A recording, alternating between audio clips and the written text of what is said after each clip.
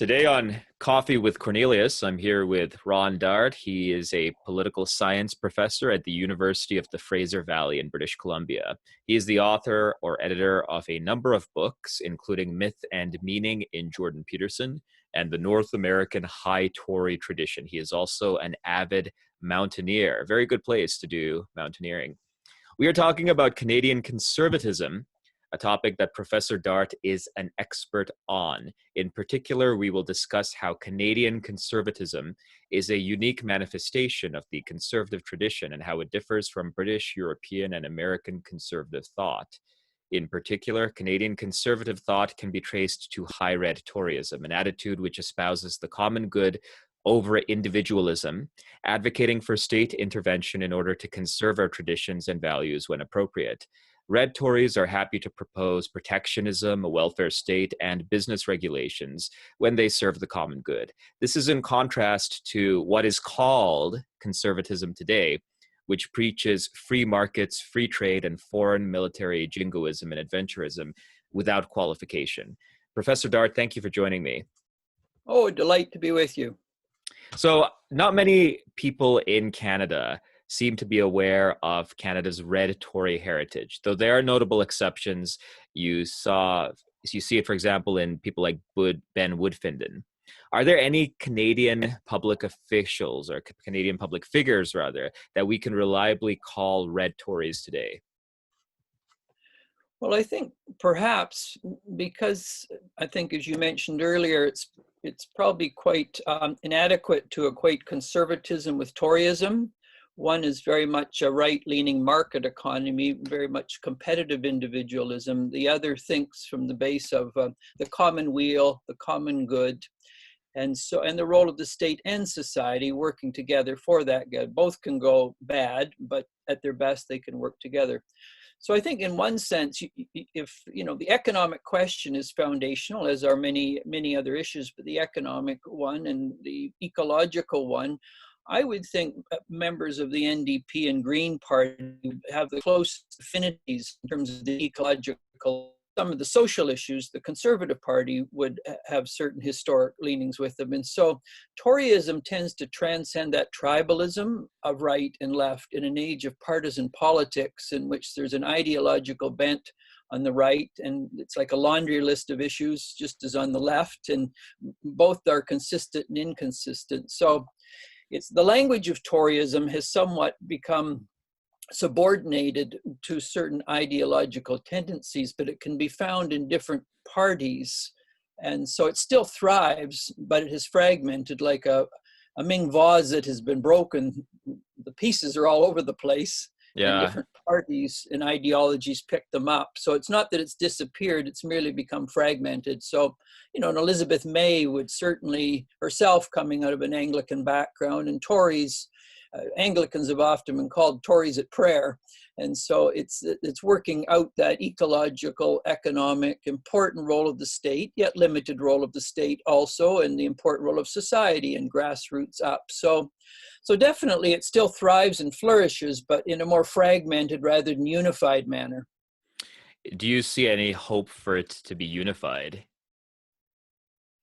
Well, I think as long as a certain reactionary ideology of the right and left dominates, at this point, no. So what you get is fragments of that old Toryism, given in the last few decades, how the ideology has gone one way or the other, and sort of pick cherries of your choice from the tree and ignore the other cherries on the tree. And so, as I mentioned, the NDP Green would have elements of it, liberalism would have elements of it, conservatism would have elements of it. But in terms of the unified Tory vision, which was really at the foundation stones of building Canada, that has been fragmented given the rise of a certain ideology in the last century plus. So let's talk about that unified vision. What does it mean, Red Toryism? Well, underlying Red Toryism is a religio ethical vision.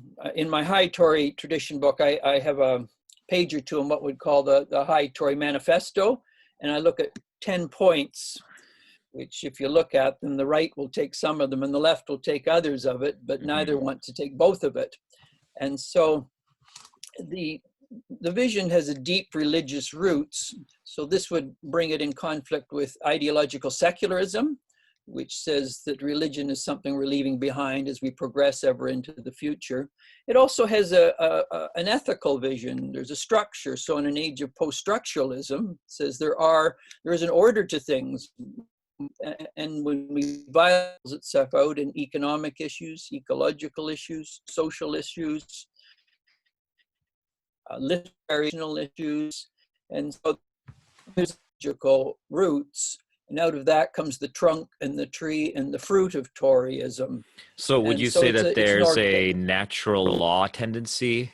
Then is there a tendency towards natural law ethics and virtue ethics and that sort of thing? Absolutely. There's Hmm. absolutely no doubt that within Toryism, it comes from the tradition when you go back historically to classical thought of Plato and Aristotle and Cicero and Seneca, Augustine, Thomas Aquinas, some of the great theologians, philosophers, Erasmus, Thomas More. And so, yes, natural law is foundational to Toryism. Virtue ethics, character formation. If you don't have these things, then inevitably human identity goes off in a variety of directions, like a rabbit running all over the place or a balloon going out of air. So what would that translate to in the political realm? This religious virtue ethic framework? Well, I think in the political realm, the question then inevitably gets raised: what makes for the common good? What makes for meaning? Hmm. What makes for happiness? Is there a telos? Is there an end worth going to? And the dilemma, of course, we face in a certain form of liberal pluralism, there is no telos other than we choose to make it at any given time, and that can change like seasons. And so it's always difficult when you attempt to bring some sort of virtue ethics into a context of pluralism, because inevitably the pluralist agenda, which is its own ideology of absolutism, likes to relativize everything. So relativism becomes its own absolute. And so Hmm. we want to say all is pluralistic, but pluralism becomes its own absolute that brooks no other absolute. And so it's trying to bring it thoughtfully, charitably into the public square is to engage a certain type of liberalism that wants to absolutize pluralism against other forms of defining human identity, defining the human good, what the economic sphere should look like, what education should look like. And so it's a tug of war that is going on at a higher cultural level about what is the common good, the common weal, who defines it, and in this case, given this interview, where might Tory fit into that public discourse? Now that's interesting because conservatives in other countries, or even conservatives in Canada, will say that free markets are not necessarily antithetical to the common good, or free trade is not necessarily antithetical to the common good. Why would a high red Tory demur with that kind of sentiment? Well, first of all, historically, they would Hmm. demur for the simple reason that empirically, where you have purely a laissez-faire market, you inevitably get class systems. So you read Dickens Hmm. novels or Disraeli's novels. Why did Marx emerge? Whether you agree with Marx or not, he was identifying some realities. Now, there's obviously good in elements of a market economy. And Stephen Leacock, who antedates someone like George Grant in his, he did his PhD on the doctrine of laissez-faire at University of Chicago. But in many of his works, he weighs on the scale of economic thought what is the good of the market, what's its potential dangers, what's the good of state involvement, what's some of its dangers. And in his book, The Unsolved Riddle of Social Justice, written just after World War I, he looks at those who are uncritical of capitalism. There are implications for people who do not compete in quite the same way or don't have the gifts and abilities. And what you get the rise of a certain class, and you get the treatment of workers and others, and inevitably you get a certain degree of, out of the 19th century emerges a certain social concern for people because the implications of laissez-faire run amok. And in an age of globalized capital, I suppose laissez-faire is even more pernicious because it quickly undermines the social order since it just chases profits wherever they may be. And that can be very disruptive, I imagine. Absolutely. So this is why you always get in Toryism a moderate nationalism, Hmm. that basically the state, under certain conditions, need to interfere for the good of the common people within a state. Now, it's not a crude nationalism or an ethnic nationalism.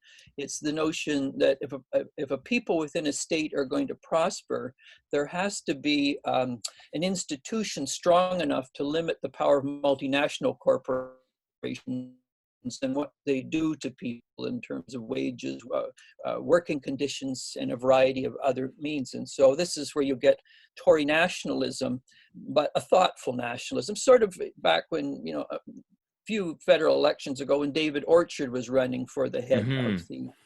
the David used to stay with us here when he was in the area, and he was, he comes out of that George Grant, Stephen Leacock tradition, in which a thoughtful nationalism needs to be in place, and only the state is big enough to interfere with increasingly stronger multinationals or transnational corporations and how they'll disrupt communities.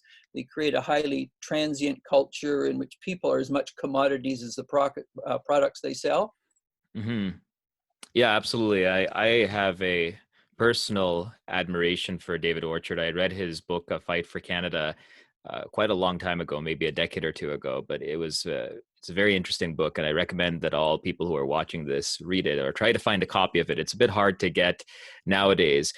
But when we talk about globalization and we talk about the rise of globalized capital, George Grant, who was writing in the 1960s, kind of foresaw a lot of these changes that are happening in our society now. Isn't it just kind of, I suppose, naive to suggest that a moderate nationalism with protectionism and so on is going to succeed when the pull of globalized capital is so strong as to be an immovable, not an immovable, but an irresistible force? Yeah, I mean, you're raising some good points, given that, I mean, it's very interesting. One of the great artists in Canada was a good friend of Grant's, and he was commissioned to do all the 1967 centennial coins. And Hmm. one of them is this train coming down the track with a wolf standing on the track. And he said to Grant, "That's you. You're standing against this globalized train that's coming down, and you're this lone wolf howling against it." Or to alter the metaphor, like a King Canute dealing with this tidal wave coming in, and you're standing with your hands raised against it.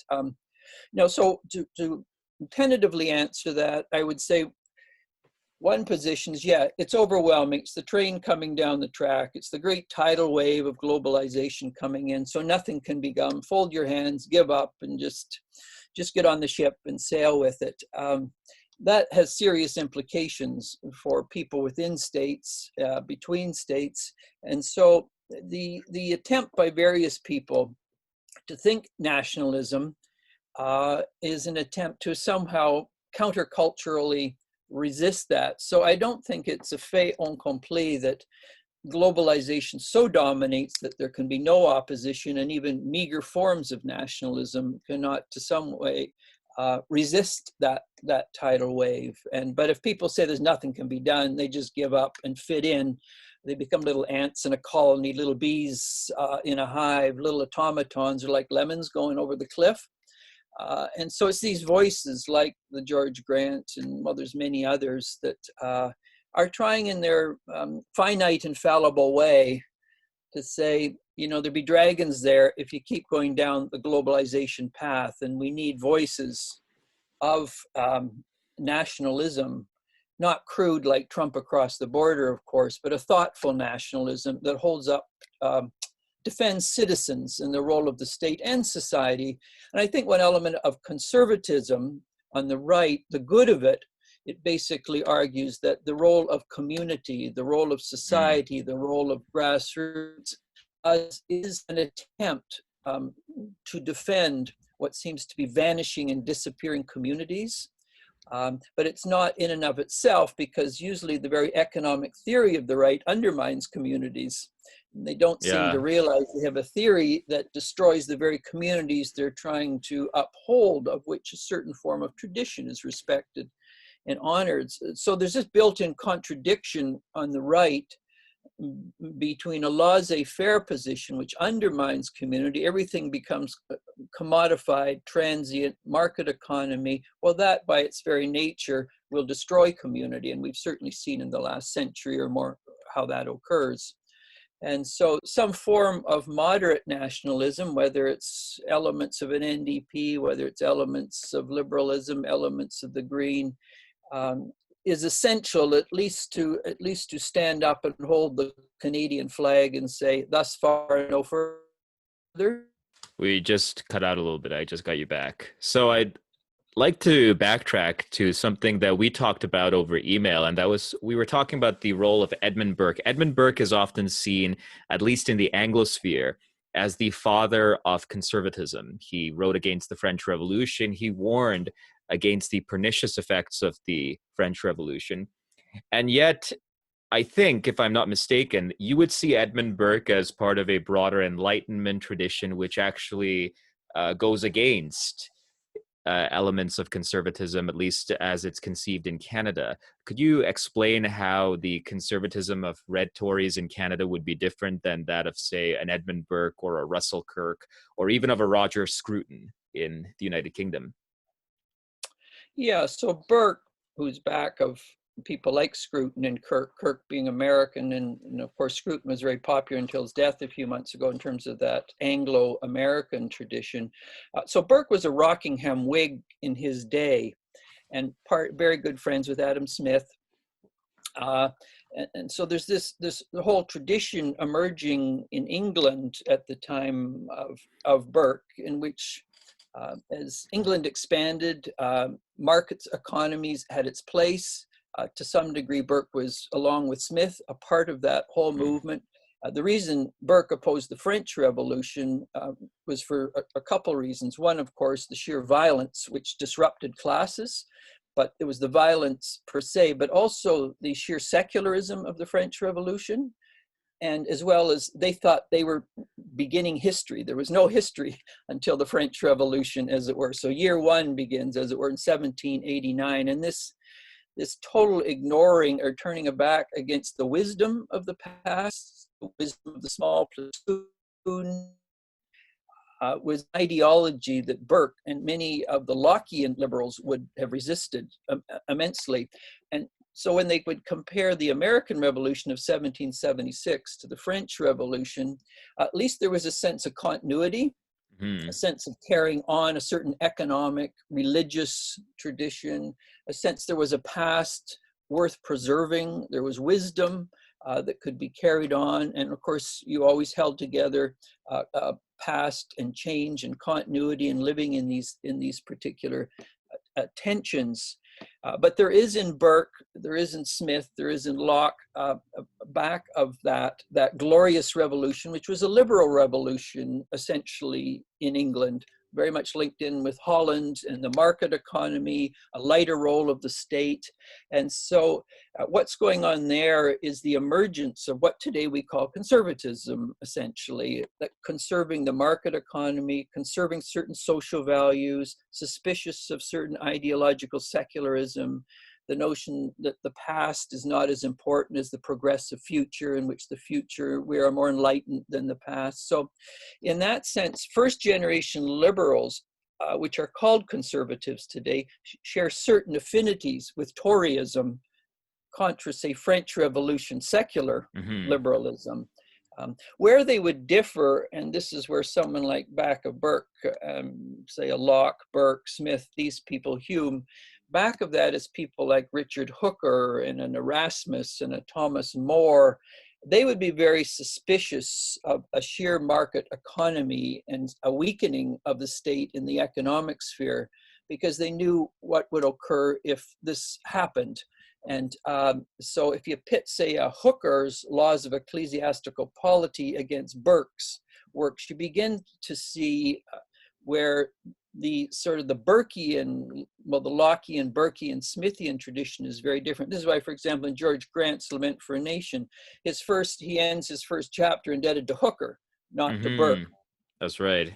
He ends with Virgil. And so Grant is very clear where his line and lineage is. It comes from the English high romantics, Wordsworth, Coleridge, Southey, Jonathan Swift, Hooker, and he goes back eventually to Plato. You read Plato's Republic, for example. This is very different than a laissez-faire economy. In fact, Plato, that sort of way of thinking is the Midas touch, which high Tories would be very suspicious of at the economic sphere. So there's two very, very different traditions. The Anglo-Canadian is Toryism comes from an older and a deep tradition than the Lockean, Burkean, Smithian tradition. And that partially made us quite different than the United States, which is more a child of the Lockean, Burkean tradition. Russell Kirk would be a part of that also. Strong emphasis in that tradition, grassroots up as well. So with Burke's the small platoon, grassroots up, which didn't mean Burke was against the state no more than Smith was, but a very limited state when it came to the economic sphere. And so you get this laissez-faire of ideas, laissez-faire of economically, laissez-faire in religion. It's just an open-ended competition, not only in the economic sphere, but in all spheres. So everything's reduced to the market economy, just not economics in that sense. And a high Tory would say, you go down that path, you eventually get to a cliff's edge, and there are going to be catastrophes. And that way of thinking at a philosophical and finally at an applied political, economic, social, and in our time, identity issues and a whole range of other issues where, for example, social justice warriors, they use the language of justice, but it's quite different than how Plato would use the language of justice or John Rawls would use the language of justice. Yeah, I can see that in the writings of some of these authors. I recently read Roger Scruton's How to Think About the Environment, and I agree that he seems to believe that a lot of the answer to corporate environmental degradation is to simply muster up these little platoons of civil society and come into some kind of bargaining agreement. And I thought to myself, yeah, that doesn't seem very sensible. I mean, the power of the corporations trumps that of the little civil society platoons. I would like to ask, though, I'd like to offer one challenge to this kind of high red Tory view, and it's actually something that Grant was aware of in A Lament for a Nation, but he didn't address it in that particular book. But part of red Toryism, as I understand it, is the use of the state in order to promote the public good and even individual virtue.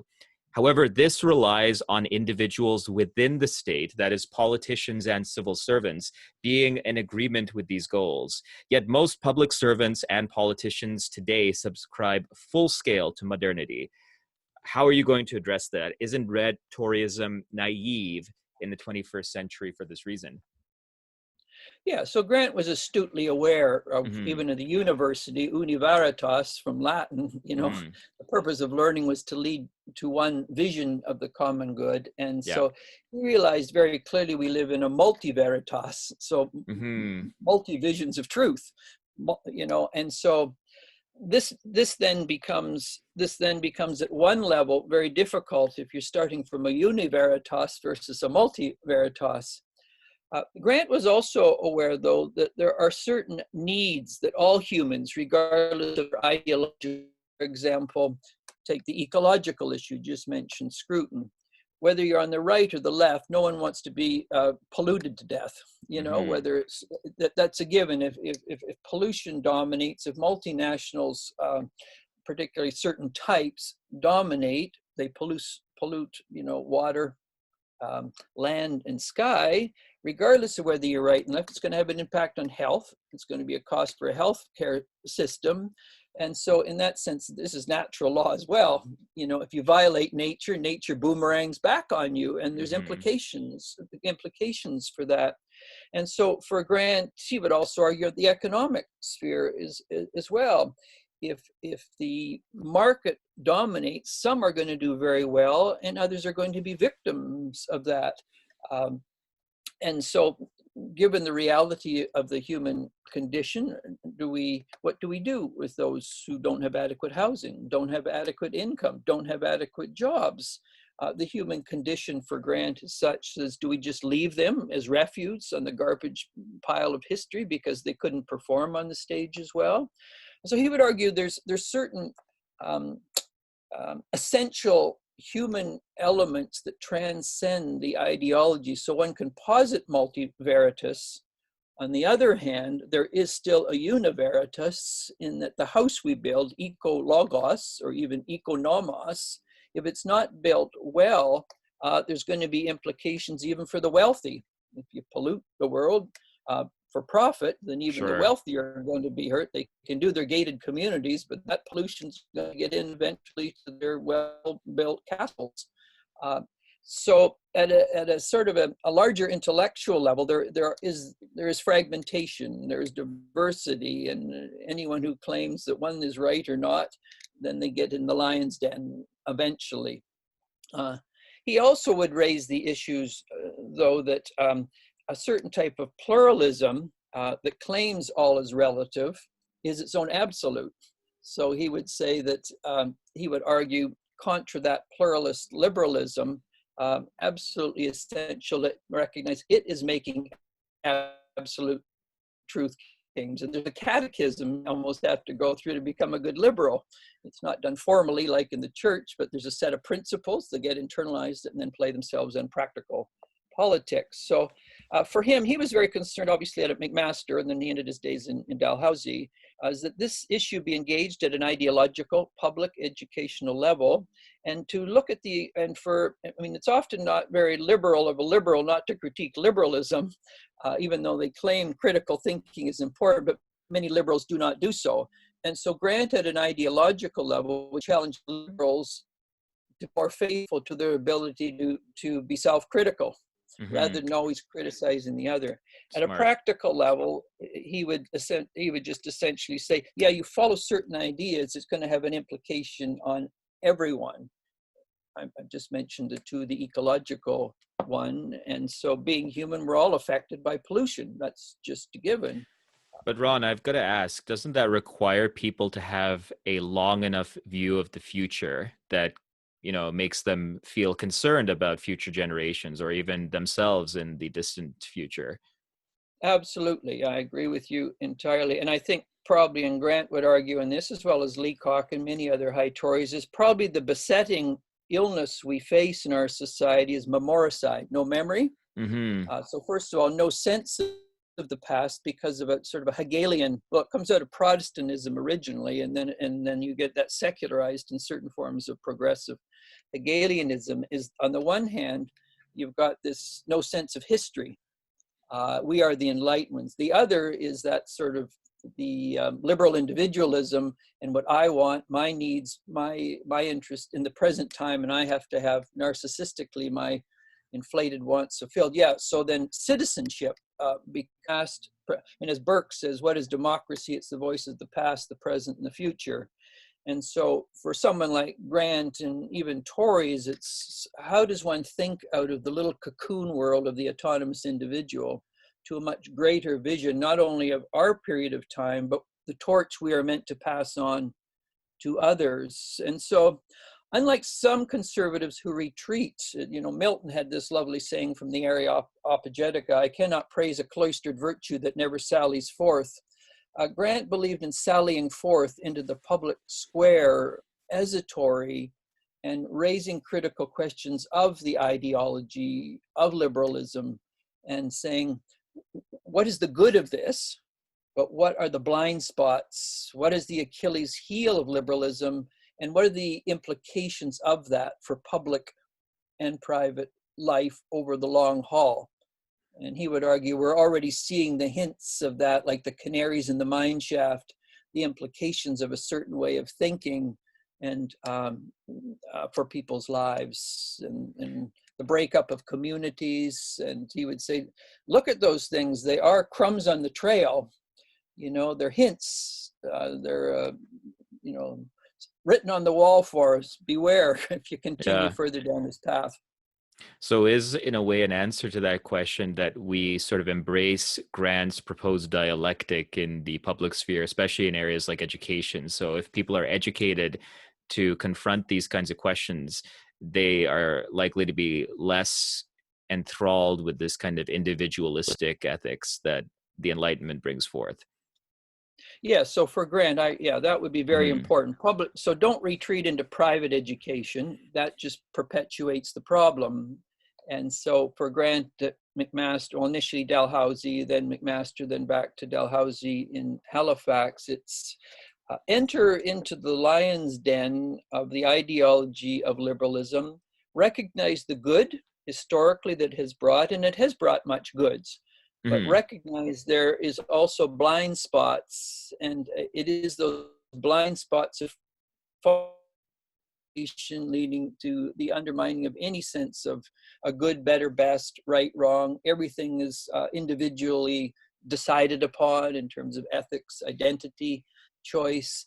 And then the question, well, where does that lead? Can you hold anything together when each has the right to interpret all things as they want? Well, that leads to anarchism and Hmm. fragmentation. So if a person realizes at a cognitive level, that's where it goes, and the implications of it, what what are the means of at least moving towards some sort of a minimal foundation that leads to some sort of agreement of unity, of some minimal common good for one and all? And Charles Taylor, for example, grapples with this perhaps in a more complex way than Grant did in some of his larger tomes. And I think a healthy dialogue between, I've done a couple of essays actually on Grant and Charles Taylor, in which they're trying to make sense of these issues. Now, Taylor very much caricatures the classical tradition, and he has his suspicions of certain elements of postmodernism. So he finds this Hegelian middle way that brings together rationalism or romanticism into a humanism. So he's an apologist for liberalism, but a thoughtful apologist, whereas Grant would say, Taylor, you've got, they're also, this might be bringing the Trojan horse in. Be careful.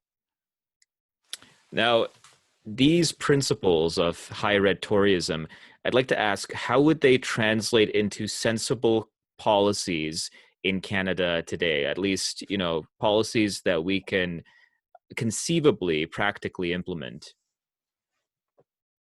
Well, I think, if you start with one of the underlying principles of Toryism of the common weal or the Hmm. commonwealth or the common good, so then the issue for that is how can state and society work together in a fragmented um, cities, communities, to maintain some level of support for people economically, as well as a certain level where there is conflict civility. Because I think, as we're all acutely aware in these culture wars, some of the basics of civility have been lost where people differ on hot button issues in the culture wars. And so, basically, an issue of economics, if you go too far to the right, it's community, it's grassroots up, it's volunteering, working to maintain things. The dilemma of that, of course, is what happens when volunteers don't want to contribute their time or work. And as communities are very transient and dissolved, what Hmm. holds anything together? Which doesn't mean you don't do this, but this is important, but it's very limited. And then what's the role in terms of the common good of a state, say in a universal healthcare system? What's the role of the state in environmental issues? What's the role of the state in maintaining good parks for people to get away out of the city to maintain soul and sanity? And so when you think of the common good and apply it to an economic question, uh, for a Tory, they would basically say, what is the good of society, or the small platoon, as Burke would say, or even Kirk in his own way, his home became quite an educational Hmm. center. Um, in terms of alternate education, because certain form of conservatism thinks public education has totally lost its way, and so Hmm. even Scruton was proposing this near the end of his life as well, and so his home became quite a center in England, just as Kirk said, in the States that, public. So if we move from the economic sphere to the sort of public educational sphere, what is the role of not only the state in supporting public education, but the role of legitimate critiques of a certain type of liberalism, both in theory and in practice? And so one is going to extend the notion of tolerance, well, being tolerant of something more than just liberalism as the dominant ideology. And so for in the economic sphere, as I'd mentioned, what's the role of state and society then in providing for the common good, working together, neither trashing one another? So if taxes have to go up, so there's a basic healthcare system that one and all have access to rather than private healthcare, a Tory would say absolutely. I mean, I would go so far, following almost certain Scandinavian countries, to say, education should be much cheaper as well, if not free, as long as in time the people who get the education free, they're going to be, if young kids coming along, are not going to be in debt to banks, and then the interest that goes with that. So there's a whole range of areas in which a Tory would apply the principles to public education, economics, ecological issues, things like parks, which of course they've been cut drastically, and the implications of that for people just wanting to get away out of cities and urban context with families and kids, enjoy the beauty. My wife and I are off in a couple of days. We usually get away to Lake Louise every year, stay in the hostel there, and get up in some of those lovely peaks and high summits and glaciers and ice fields. But I would say underneath it, practically and organizationally, it often gets divided between the left and right, is because the right is so market driven. It's, well, that's how you solve community problems as well. But the problem is communities are not as intact as they once were in the past. But that doesn't mean you say that's not a necessary way to go, but it's just not sufficient. The left will often play up the state as the answer to everything. Well, that can slip into an unhealthy bureaucracy and excessive administration, and a lot of money going in that direction that undermines where it could go in more positive ways. So you need, as it were, sentries on guard against how the state can become too inflated as well. And it's this difficult, as you mentioned earlier, dialectic or tension. But the underlying principle is the commonwealth, the common good. Then the question is, well, how is that achieved practically? And inevitably, it has to be some combination of society and the state working together. But what's happened ideologically in a practical sense is the right will do the market, volunteer, grassroots up. The further you go down the left, the state solves all the problems. Well, that's equally unhelpful as well. And so it's transcending that clannishness or intellectual tribalism of the practical implications of this that a Tory would hold very, very high. And it's a much more nimble, subtle approach. And but it doesn't fit into categories. So you often feel like an orphan when you're a high Tory in the midst of these debates. Yeah, absolutely. Now we're getting towards the end of the interview. I would like to ask you one more thing before I ask you about where we can find you and what kind of books we could read to inform ourselves more about high Toryism. That is, you mentioned a lot about ecology and the environment, and you yourself are a mountaineer. Does your mountaineering and your encounter with the environment influence your work on conservatism, or even your own view or your own framework of looking at the world? Oh, absolutely. Absolutely. I mean, if anyone who enjoys getting out in forests or canoeing or mountains, and you look down from some summit and you see pollution rising over a city, and you know that's going to have an impact on what you can even see from a mountain, or your Algonquin Park, say you're in Ontario. I spent my early years in Toronto, spent a lot of summers up in Algonquin Park, canoeing those lovely lakes. Yeah, so I would say definitely my love of mountaineering and the out of doors, and many friends I have, of course it extends beyond me, because ecological disaster has an impact on everyone, and global warming certainly has an impact. But yeah, certainly at a first person level, I would say when I go out in the mountains and see see the implications of certain types of pollution, that's worrisome, and Hmm. it's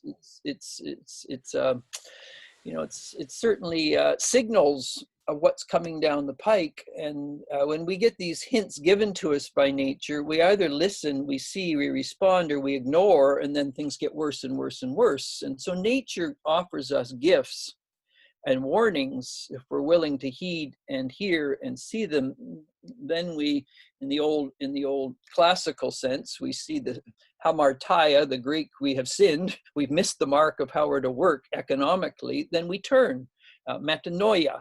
Okay, we repent. The mind, the body turns differently and says we're making questionable economic decisions, and now we're seeing the first hints of the consequences. Well, now we have to rethink culturally, civilizationally what we're doing. If we continue, we're like going over the cliff. I agree. I would like to ask, where can we find you, and what further reading can you suggest, excuse me, on high red Toryism and this unique Canadian brand of conservatism? Well, there's a variety for people who are just, initially interested in. I would start with Charles Taylor's little book, Radical Tories. He was Hmm. E.P. Taylor's sons, not Charles Taylor, the philosopher. But Hmm. Radical Tories came out in '82, and it's just short little chapters on key women and men who very much uphold that classical ancient view of what the common good is. I would think a thorough reading in the works of Stephen Leacock would be important. Stephen Leacock taught political economy at McGill most of his life. The Leacock building there celebrates him. But as a Tory, he understood very clearly the importance of state and society working together. His first little book, after Sunshine Sketches of a Little Town, is Arcadian Adventures of the Idle Rich. And boy, does he just go after what the entrepreneur, the captains of industry do in Hmm. terms of, and how education gets taken captive by business. So it's a brilliant work that, written over 100 years ago, anticipates very much where we are today. And I would encourage people to read Leacock. And then, of course, George Grant's works on technology and empire. Eugene Forsey is very, very good. When Leacock was at McGill, many became the New Democratic Party under Tommy Douglas eventually. They were all students of Leacock, whether it's, Frank Scott or whether it's David Lewis, who was the first, he was with the NDP, and Eugene Forsey. So you get in Canada this very end of the left and Toryism.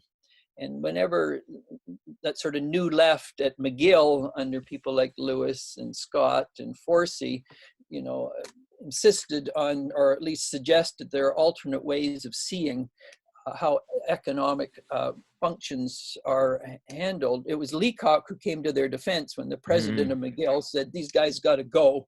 They don't represent the business interests of Montreal. Oh. And Leacock said, no, I will defend them. And so you have this Leacock, a high Tory, defending the pioneers of the New Left in Canada from McGill. And so Grant did the same thing in the 60s at McMaster. The rise of the New Left in the 60s and 70s.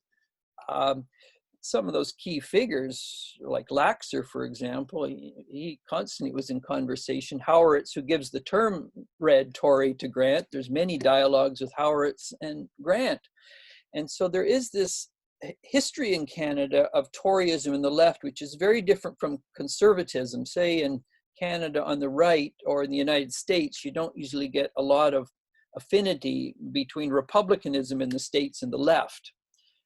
Whereas Canada's unique history, given elements of its English history, is that the left and Toryism have a great deal in common. They're not the same, they can't be identified, but there's affinities.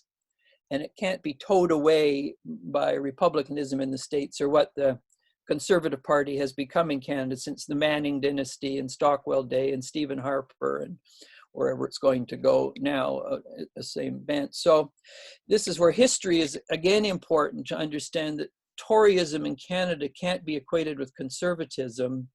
and we have a very old history. But if people have no memory, then again, they get co-opted. It's Noam Chomsky once said that memory is a form of intellectual self-defense.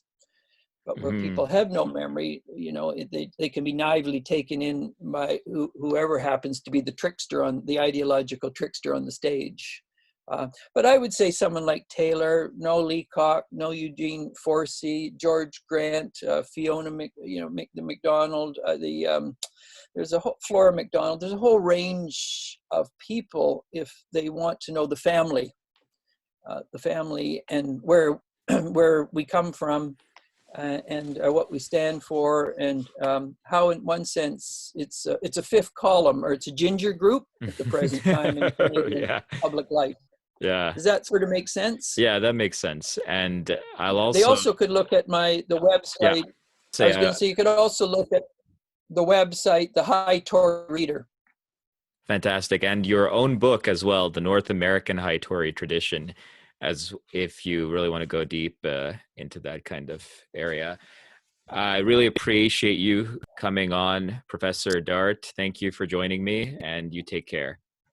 Oh, well, thank you for giving me the time to say a few things.